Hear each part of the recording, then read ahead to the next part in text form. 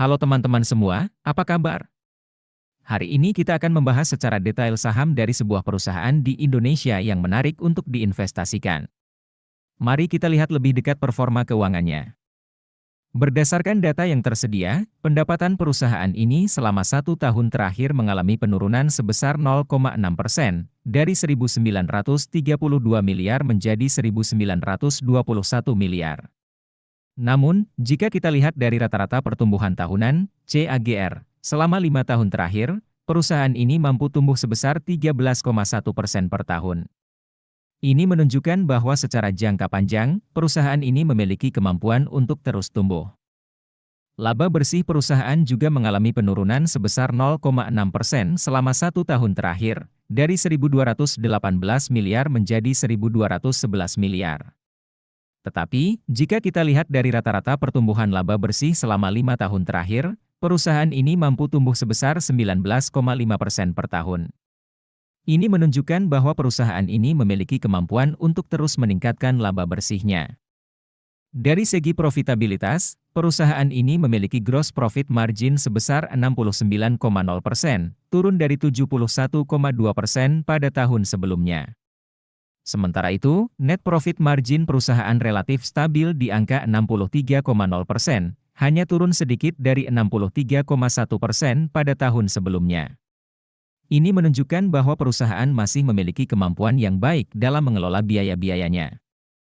Return on asset, ROA, perusahaan juga masih berada di level yang cukup tinggi, yaitu 18,0%, meskipun sedikit turun dari 18,4% pada tahun sebelumnya.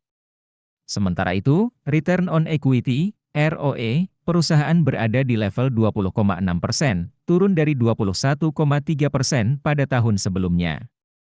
Secara umum, ROA dan ROE perusahaan masih berada di level yang baik.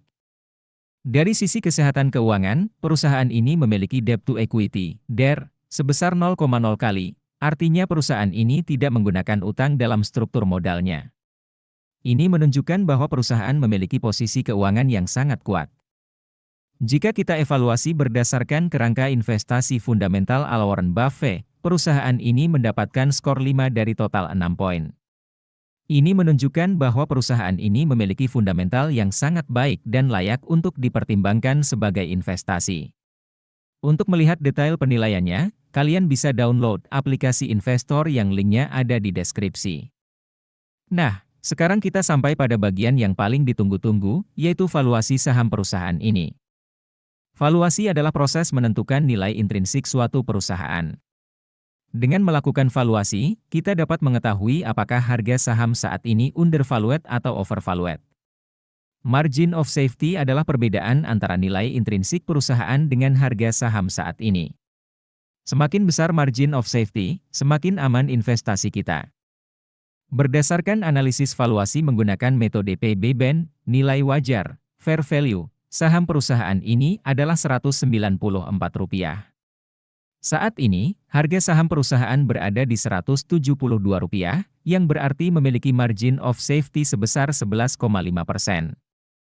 Sedangkan berdasarkan analisis valuasi menggunakan metode PE/BEN, nilai wajar, fair value, saham perusahaan ini adalah Rp233. Dengan harga saham saat ini di Rp172, berarti memiliki margin of safety sebesar 26,2%. Nah, teman-teman semua, itulah analisis saya terhadap saham perusahaan ini. Ingat, keputusan investasi tetap ada di tangan kalian masing-masing. Jadi, lakukan analisis dan pertimbangan yang matang sebelum memutuskan berinvestasi. Semoga informasi ini bermanfaat bagi kalian. Sampai jumpa.